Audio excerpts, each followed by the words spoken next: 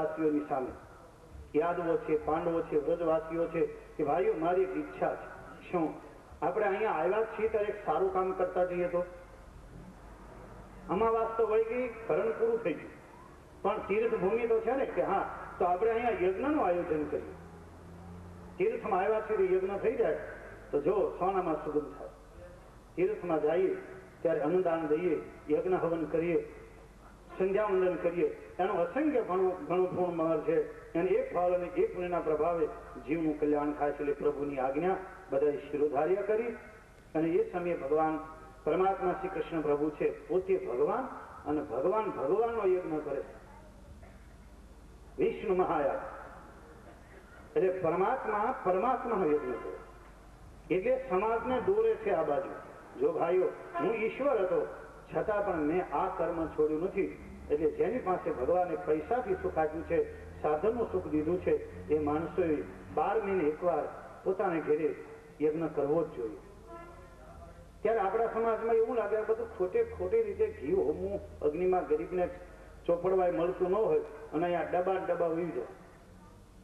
આવો સમાજ છે આપણા હિન્દુમાં બોલવા વાળો. એમાં ખોટું હોમાય છે, ડબ્બા ખોટા હોમી દેવા, એના કરતા ગરીબને ખવડાવો પૂન થાય.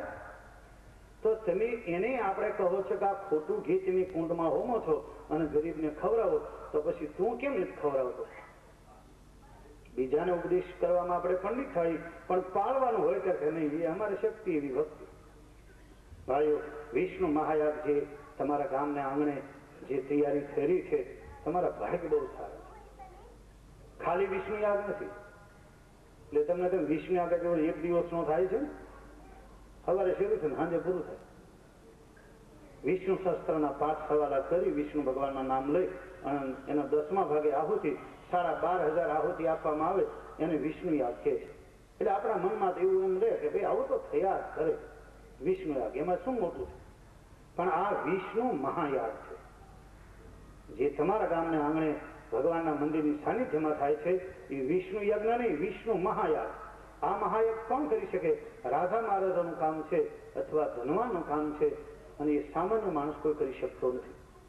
આપણે કરીએ પણ વિષ્ણુ યજ્ઞ જ કરીએ, એક દિવસનું પૂરું. 12,500 આહુતિ આપીને 11 બ્રાહ્મણ બોલાવ્યા, આહુતિ દીધી, સાંજના 4 વાગે શ્રીફળ ઉમાડી, વિષ્ણુ યજ્ઞ થઈ ગયું. 1,000-2,000 નો ખર્ચ થાય, કુટુંબ જમાડો તો 5-10,000 થાય. પણ જયારે આવા વિષ્ણુ મહાયજ્ઞ કરવાના હોય ત્યારે એમાં લાખો રૂપિયાની જરૂર પડે છે. 1-2 લાખ રૂપિયા મહાયાગ થતો નથી. અને તમારા ગામમાં એ ત્રિવેણી સંગમ છે, રામ પારાયણ છે, રામજી ભગવાનની પ્રાણ પ્રતિષ્ઠા છે, અને ત્રીજો છે વિષ્ણુ મહાયાગ. જો ટાઈમ મળે તો નાવા દેજો. ઘણી વખત એવો પ્રશ્ન બધા બાપુ જવાની બહુ ઈચ્છા છે પણ ટાઈમ નથી.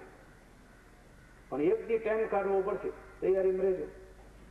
રામ બોલો ભાઈ રામ. એ આપણા આદરેલા દ્રશ્ય નહીં રે, જે કામના આરંભ થયા હોય, મકાન ચાણતો હોય એ અધૂરું રહી જાય, લગ્નની જિલ્લા એમની વચ્ચે પડ્યા રહે, બારગામ જવાનું છે થેલી એમની સજાવેલી પડી રહે, આ બધું નથી પડ્યું રહેતું. આદરેલો વચ્ચે રહે છે ને, તો એવું કર્મ એવું યાદ કર્યા પહેલા આપણે જાણીએ છીએ કે વિષ્ણુ યાગ થવાનો છે, રામપારાયણ થવાની છે, તો 15 દિવસનું કામ આગળ પાછળ ખેંચી લેવાનું. એવું નહીં આવડે. જે જરૂરી કામ હોય એ બધું આગળ પાછળ આપણે વ્યવસ્થા કરીએ ને તો જરૂરી એની અંદર ભગવાન આપણે સમયનો મોકો આપે છે. તો એવું તમારા ગામની અંદર ત્રિવેણી સંગમનું જે જ્ઞાન ગંગા પ્રવાહ વહેવાની છે તેમાં સ્નાન કરજો, પણ પથ્થરનો ઘા ન કરજો. ચાણામર્ગ લેવા જવું ન હોય ને, અથવા દર્શન કરવા જવું ન હોય, સાંભળવા ન જવું હોય, તો પથ્થરનો ઘા તો ન કરતા. પાણી ન પીવું હોય તો થૂંકાય તો નહીં, ન પીવો તમારી ઈચ્છા, તમને તરસ નથી લાગી તો એમ પાણી નહીં પીવો, પણ થૂંકાય તો નહીં ને. એમ આવા કાર્યની અંદર વિરોધ ન કરશો. ભલે તમારે ન જવું હોય તો તમે ગમે રીતે તમારા વ્યવહારમાં ભલે વિચાર પ્રચાર્યો, પણ આ કાર્યમાં એક તો આપણે વિરોધ ન કરવો જોઈએ. તમારે તો ઉલટું આમ છાતી કાઢીને હાલવું જોઈએ દુનિયા પર, વાહ અમારા ગામની અંદર અમારા ગામના માણસો કે જે અમારું ગૌરવ વધારવા માટે આ વિષ્ણુયજ્ઞ આજુબાજુ જોજો આ રીતે આ ખર્ચે અને આ પ્રમાણે યજ્ઞો થયા નથી. એની અંદર આપણે સાથ સહકારની જરૂર છે. કઈ એ લોકો તમને કહે છે ને અમારે પૈસાની તમારી પાસે જરૂર નથી, એ તમારી સેવા અને હાજરી જ માગે છે. કે ત્યાં ખાસ કરી બહેનો એની અંદર ઘણું છે, વાળ વાચોળાનું કામ હોય, અનાજ સાફ કરવાના કામ હોય. ભાઈઓ છે તો યજ્ઞ પણ જ્યારે થતા હોય તો કંઈક પુરાણ કરવું તો માટીની જરૂર પડે તો માટી લાવી, તમને ભગવાને ટ્રેક્ટર આપ્યું હોય, શેરીની સેવા હોય.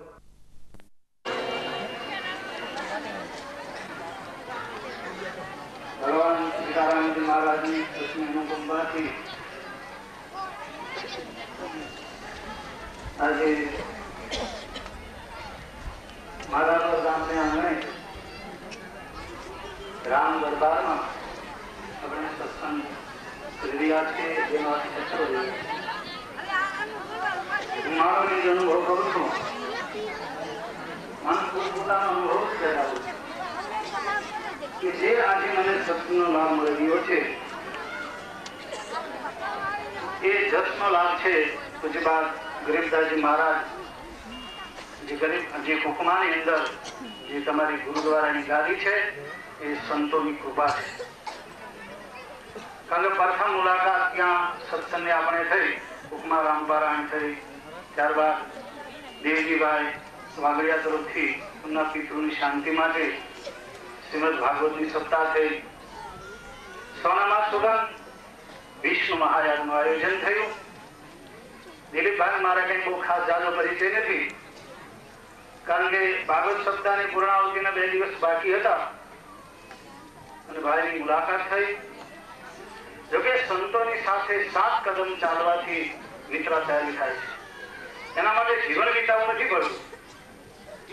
તમને ગૌરવ થતું હોય ના થતું હોય એ તમારો આત્મા જાણે, પણ અમને ગૌરવ થાય છે કે અમારા સનાતન હિન્દુની અંદર આવા જે પુરુષો છે કે જે લંડનથી ત્યાંના મિત્રોને, સગા સંબંધીઓને સાથે લઈ અને ગાયની વારે એની દોટ મૂકી છે. દિલીપભાઈ ઘરમાં પૈસો ભેળો કરવા માટેનું આયોજન નથી, પણ અમને યાદ આવ્યું અથવા ઈશ્વરની કૃપા એના હૃદયની અંદર એવો ઉદ્ધાર થયો છે કે મારી જન્મભૂમિની માતાઓ હિજરત કરી રહી છે. તમે કહેશો કોણ માતા? ગાય છે, માં. જે ભાઈ મહાવિષ્ણુ યાદ કરી વિદ્વાન બ્રાહ્મણો દ્વારા જે આપણને અહીંયા સત્સંગ થઈ રહેવાનો છે, અત્યારે જ્ઞાન યજ્ઞ ચાલી રહ્યો છે. મહાવિષ્ણુ યાદ આપણે 29 તારીખથી પ્રારંભ થશે. જ્યારે આપણને એમ થાય બે આવા યજ્ઞો થતા હોય છે, પણ અમે વીતેલો અનુભવ કહીએ છીએ, અમારો કરેલો અનુભવ છે. ભેંસોને માટે વ્યવસ્થા છે, તમારા બળદોને માટે વ્યવસ્થા છે, ગાયો માટે શું વ્યવસ્થા છે? તમે એમ કહેશો કે અમારા ગામમાં ગૌશાળા છે, સીમિત ગૌશાળા છે ને આપણા જ ગામની ગાયો. પણ જયારે રણભૂમિમાં નીકળો, મેદાનમાં, ગામડે ને ગામડે, શહેરમાં નીકળો ત્યારે ખ્યાલ આવે કે માતાઓની શું હાલત થાય છે. કાગળ અને પૂંઠા ખાઈ ખાઈને જે પેટ ભરે, ભેંસો કોઈની કાગળ કે પૂંઠા ખાતી તેમ નહીં જો. ગાયો ભીષ્ટા, પૂંઠા અને કાગળ આવા કચરા ખાઈ ખાઈને પેટ ભરે છે.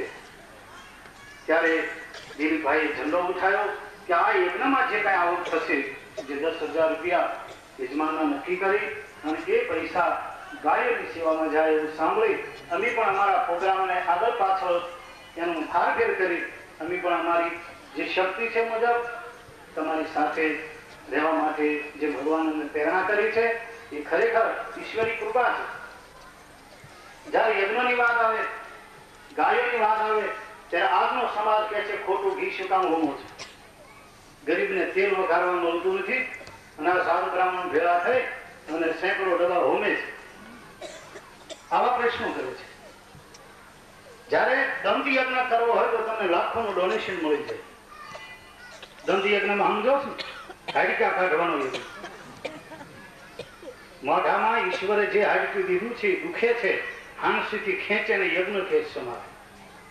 દમ યજ્ઞ, દમનો રોગ હોય તો એને માટે નિવારણ માટે ડોક્ટરો આવી દવા બતાવે, એ યજ્ઞમાં પૈસા મળે. નેત્ર યજ્ઞમાં પૈસા મળે. પણ ભૂખી માતાઓ જે કતલખાનામાં જાય છે એના માટે કોઈ બિલ ઉભો નથી થતો કે આજે અમારી માતાઓ કતલખાનામાં જાય છે. ગાયો આપણે તો કુવાની દેડકી જેવું થયું છે કે કુવાની દેડકીને સમુદ્રના વેલની કિંમત ન હોય ને ખબર ન હોય કે વેલના ધક્કા કેવા આવે એકવાર મેદાનમાં ઉતરીને જોશો તો ખ્યાલ આવશે કે ગાયોની શા હાલત થઈ રહી છે ત્યારે હાલના સમય દિવસ ઉગે દિવસ સાથને આટલા સમયમાં આપણા ભારતમાં 20,000 ગાયો હંમેશા કતલખાનામાં કપાય છે અને એના કુરુમના ચામડા આપણો હિન્દુ સમાજ પહેરે છે. તપાસ કરજો ગાયોની શું હાલતે મારવામાં આવે છે. જેને કોઈ કાકી કહે છે પણ જગતમાં કોઈ એવો નીકળ્યો છે કે ગાયને કાકી કહીને બોલાવે આવો ભાભી અહીં હેઠા બેસો. ગાય શબ્દ જ માનો છે. ગાયને માં સિવાય બીજો શબ્દ વપરાતો નથી. ત્યારે મારી તમારી જનિતાની સાથે તમે જો હજારો નાતા બાંધેલા છે, કોઈ માસી કે કોઈ ફૈબા કે કોઈ કાકી કહે છે, કોઈ બેન કહે છે, કોઈની પત્ની થાય છે, ત્યારે ગાયને માથે કોઈ પણ સંબંધ નથી અને માં જ કીધી છે. એ માતાઓ જ્યારે હિજરત કરતી હોય અને એના નિમિત્તે મહાવિષ્ણુ ફેર્યો હોય ત્યારે આપણે થોડું કહેવાનું મન થાય કે ભાઈ જો ઈશ્વરે દીધું હોય લાંબો હાથ કરજે. લાંબો હાથ એટલે આ ચામડો લાંબો નથી થવાનો, પણ જે સંકુચિત ભાવના છે, સંકુચિત વૃત્તિ છે અને ભોગમાં આપણે હજારો રૂપિયા જે ઝેરિયા છે એને બદલે આમાં લાંબો હાથ કરીને જોડીમાં નાખજે અને કુંડમાં બેસજે. આવી એમને કહેવાની ફરજ ક્યારે પડે કે આમાં જ્યારે ક્ષતિ દેખાતી હોય ત્યારે. એની નજરે જોયું છે ગાયની હાલત કેમ થાય છે. જે ગર્ભવતી ગાય હોય છે ત્યારે મુખમાંથી એક બોલે કે ગૌ માતાની જય હો, ગૌ માતાની જય હો.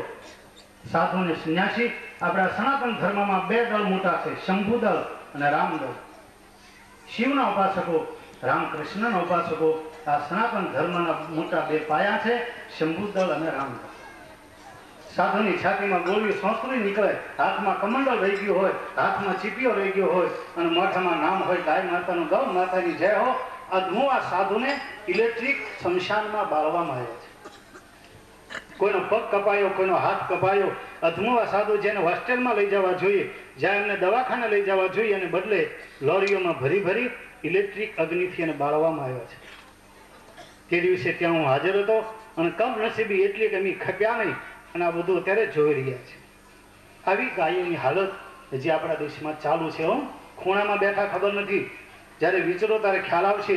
પછી ઇન્દિરાએ જોયું કે આ બળવો થશે એટલે વિનોબા ભાવે પણ આની પર ખૂબ એનું ઉપવાસો કર્યા અને જાહેરાત આવી કે હવે અમે ગૌવધ બંધ કરીએ છીએ. ગાય બાની કપાવે અને એના ચામડાઓ આપણે પહેરીએ છીએ. આપણો હિન્દુ સમાજ, તમે વિચાર કરજો, છોડવાની જરૂર છે. તેથી નજરે જોઈએ તો એ ગાયોને માટે અમારા મહાત્માઓ કપાઈ ગયા અને એક દિવસમાં 11,000 સાધુ સંન્યાસીની લાશ ઢળી હતી. જેમ શહેરમાં ગટરનું ગંદુ પાણી નાળીમાં જાય, સાધુનું લોહી જાતો થઈને નજરે જોયું અને મદ્રાસી પોલીસ બોલાવી અને ઇન્દિરાએ વાયરલેસ કરી અને એ સમયે મારેલા. અને જે મારા ગોઠણમાં ઘાવ છે કે પેલા છરાનો વરસાદ, પથ્થર મારો, લાઠીચાર્જ અને બમગોળા મારીને સાધુને માર્યા હતા. ગાયોને માટે એ સ્થિતિ બની ત્યારે મને હર્ષ થાય છે. મેં મારા પ્રોગ્રામને ધક્કો મારી એટલી ઉર્મી આવી મનમાં કે જો ભાઈ શ્રી દિલીપભાઈ એ ગાયોને નિમિત્તે લંડનથી અહીંયા પહોંચી અને આમાં આવક જે કાંઈ બચે અને એ ગાયોને નિમિત્તે જો વપરાતી હોય, અમારા અહોભાગ્ય છે કે આવા કાર્યમાં અમને થોડી સેવાનો લાભ મળી રહ્યો છે. તમે કહેશો કે ભાઈ આપણા ધર્મની અંદર ગાયો પર એટલું બધું વજન કેમ? શું કારણ છે કે ગાયો પર એટલું બધું વજન થઈ રહ્યું છે, ભેંસ ઉપર નહીં, બળદ ઉપર નહીં, ગાય ઉપર કેમ? વિચાર કરજો. મનુ ભગવાને વિચાર કર્યો કે આ સંસાર આગળ આવશે, કલયુગ ભારી, માનવી જાશે ધર્મને હારી, તેથી આ સનાતન ધર્મનું શું થશે? અને એ સમયે ભગવાન મનુ બ્રહ્માજીની પાસે જઈને કહે છે કે પિતાજી, કલિકાલના જીવના ઉદ્ધાર માટે કોઈ રસ્તો બતાવો. માનુષી સૃષ્ટિની ઉત્પત્તિ તો કરું, પણ આ લોકોનો ઉદ્ધાર કેમ થશે? કારણ કે આગળ આવવાનો છે કલયુગ. કલયુગમાં નહીં કલી કર્મ ભક્તિ વિવેકો, રામ નામ અવલંબન એકો. 2 મિનિટ હરિકીર્તન એક સાથે બધા બોલજો. જેવો હરિકીર્તન બોલશો એવો સત્સંગ થશે. 5 વાગ્યા સુધીનો પ્રોગ્રામ છે આપણો. ખ્યાલ આવ્યો છે ને? વિદ્વાનો આવ્યા છે. આપણા સૌભાગ્ય છે કે રામકથા રૂપી ગંગામાં આપણે સ્નાન કર્યું. તો સ્નાન કરવામાં પાછું કંઈક પાપ થઈ જાય ને, નાતા નાતા પાપ કરી છે, એ ધોવા માટે પાછો સત્સંગ રાખ્યો છે. સત્સંગ દ્વારા એ પણ પાપ ધોવાય. તો વિદ્વાનો પણ આવ્યા છે અને 2 મિનિટ હરિકીર્તન કરી લઈએ. જે સોલાથી પંડિતો વધાર્યા છે એમનો આપણે આશીર્વાદ અને એમની વાણી સાંભળવાનો લાભ છે.